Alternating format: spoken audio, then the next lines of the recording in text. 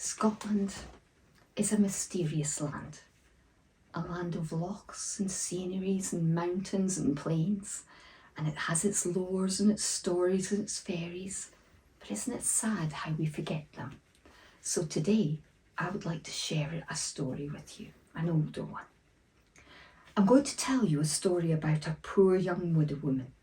She lived in a house called Kittle Rumpet. The whereabouts in Scotland the house of Kittle Rumpet stood, nobody remembers. Some folk think that it stood in the neighbourhood of the debatable land, which, as all the world knows, was on the borders. The old borders reivers were constantly coming and going, the Scotch stealing from the English and the English from the Scots. Be that as it may, the widowed mistress of Kittle Rumpet was sorely to be pitied, for she had lost her husband, and nobody knew what had become of him. He had gone to a fair one day and had never come back again, and although everybody believed he was dead, nobody knew how he died, for she had lost her husband. Sad it is. Now, some people said that he'd been persuaded to enlist and that he'd been killed in the wars. Others conjectured he'd been taken away to serve as a sailor by the press gangs, and he'd been drowned at sea. They were all convinced he was dead.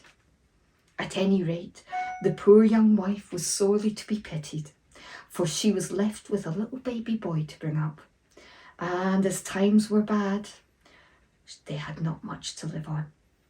But she loved her baby dearly and worked all day amongst her cows and pigs and hens in order to earn enough money to buy food and clothes for both herself and her baby. Now, on the morning of which I'm speaking, she rose very early and went out to feed her pigs, for rent day was coming, and she intended to take one of them, a great big fat creature, to the market that very day, as she thought that the price it would fetch would go a long way to paying her rent. And because she thought so, her heart was light, and she hummed herself a little song as she crossed the yard with her bucket on the arm and her baby boy in the other.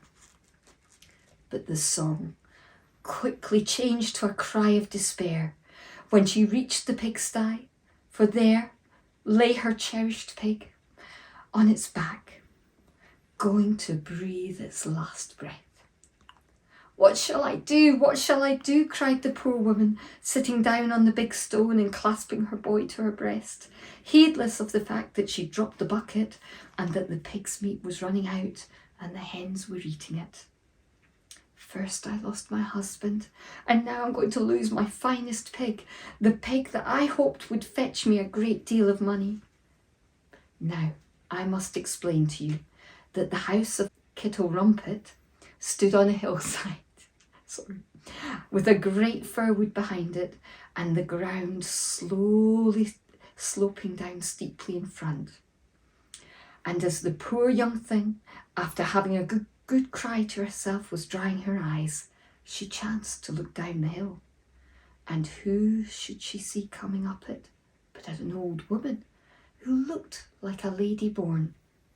She was dressed all in green, with a white apron, and she wore the black velvet hood on her head, and with a steepled crown beaver hat that over, something like those as I've heard tell that the women wear in Wales. She walked very slowly, leaning on a long staff, and she gave a bit hurple now and then, as if she was lame. As she drew near, the young widow felt it was becoming to rise and curtsy to the gentlewoman, for she saw her such to be. "Madam," she said with a sob in her voice, "I hid from you. I bid you welcome to the house of Kittle Rumpet, although you find its mistress one of the most unfortunate women in the world."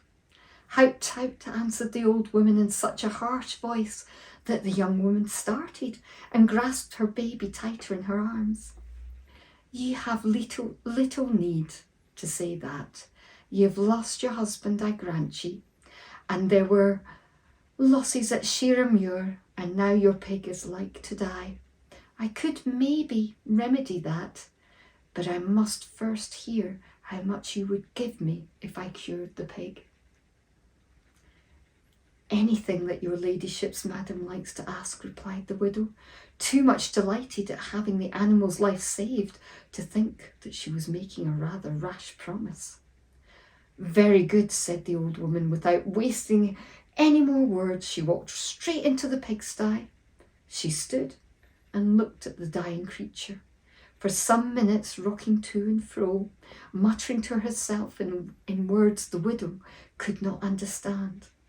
At least she could only understand 4 of them, and they sounded something like this: pitter-patter, Hallywater, pitter-patter, Hallywater.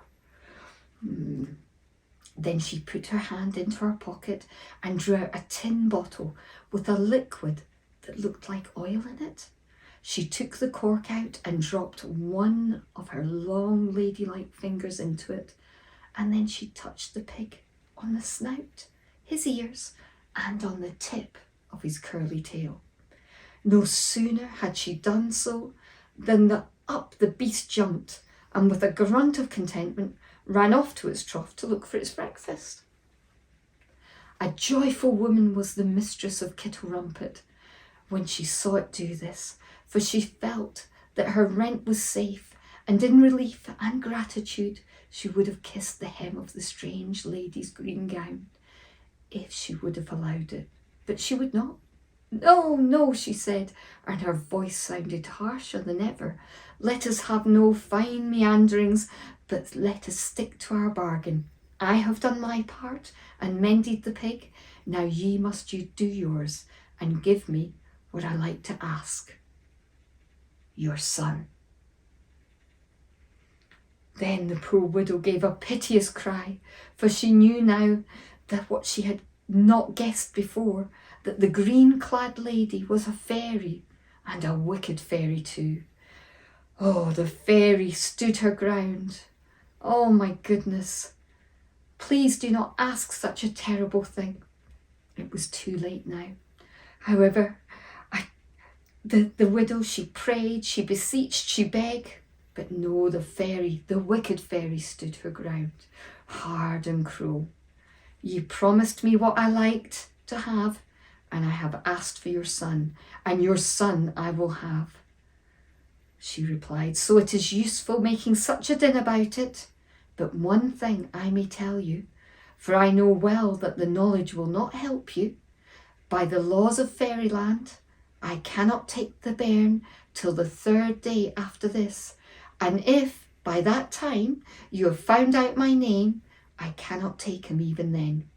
But ye will not be able to find it out, of that I am certain, so I will call back for the boy in 3 days."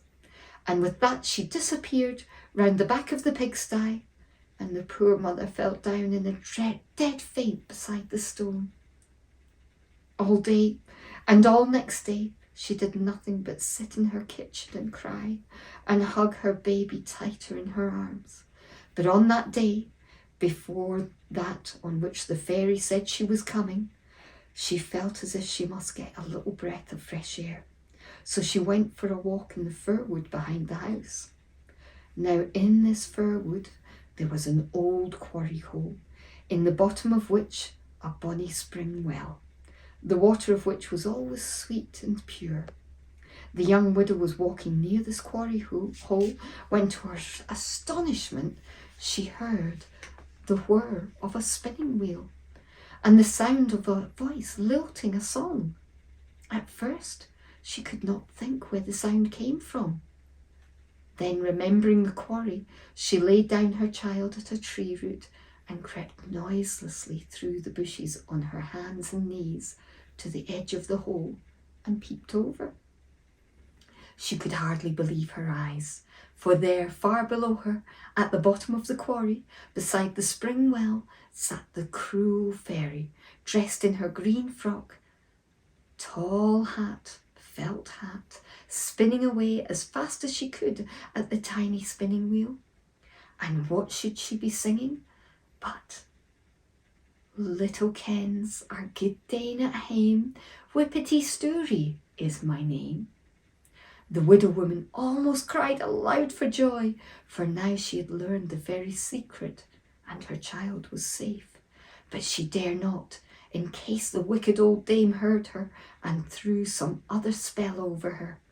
So she crept softly back to the place where she had left her child, and then catching her up in her arms, she ran through the wood to her house, laughing and singing, and tossing the little boy in an air in such a delight that if anybody had met her, they would have said she was in danger of thinking her mad. Now this young woman had been merry-hearted maiden, and would have been merry-hearted still, if since her marriage she had not had so much trouble that it made her grow old and sober-minded before her time. And she began to think what fun it would be to tease the fairy for a few minutes before she let her know that she had found out her name. So next day, at the appointed time, she went out with her boy in her arms, and she seated herself on the big stone where she'd sat before. And when the old woman coming up the hill, she crumpled up her nice neat cap, screwed up her face, and pretended to be in great distress and crying bitterly.